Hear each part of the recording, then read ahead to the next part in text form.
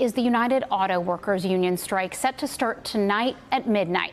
Roughly 49,000 members at General Motors plants nationwide will stop working. Now, last night, the union allowed its collective bargaining agreement with GM to expire. This is the first national UAW strike in a dozen years, when GM workers were out for 2 days. And this comes after contract negotiations broke down.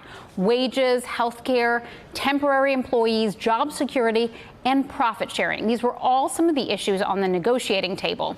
And GM says it offered improved wages and health care benefits, more than $7 billion in U.S. investments, as well as 5,400 jobs. Now, it's called the union's decision to strike, quote, disappointing. So joining me now to talk about all of this is Randy Essex, senior editor for the Detroit Free Press, who has been covering this story. You know, Randy, there have been months of negotiating.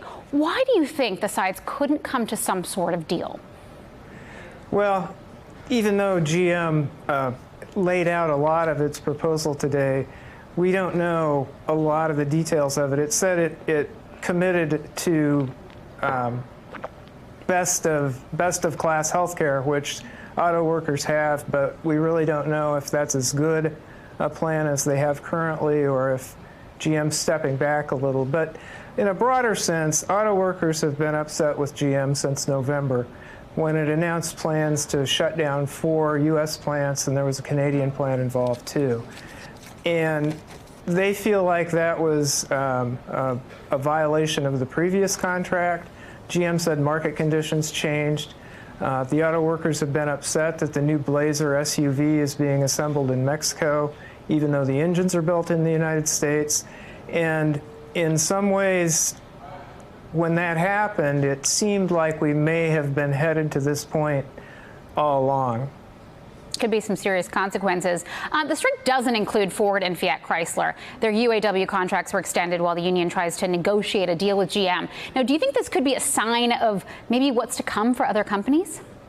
Well, what the UAW does every 4 years is picks one company that it's going to negotiate the first contract with, and that becomes the template that it then takes to the other 2 companies and tries to use that as a pattern, which usually works pretty well. So it's likely that the other 2 negotiations will be less contentious. In 2007, there was the 2-day strike against GM, and then there was a very short strike against what was then Chrysler. Okay, well, this really could have a significant impact on Detroit and the auto community. We appreciate you breaking it down for us, Randy Essex. Thank you. Thank you. Hey there, I'm Chris Hayes from MSNBC. Thanks for watching MSNBC on YouTube. If you want to keep up to date with the videos we're putting out, you can click subscribe just below me, or click over on this list to see lots of other great videos.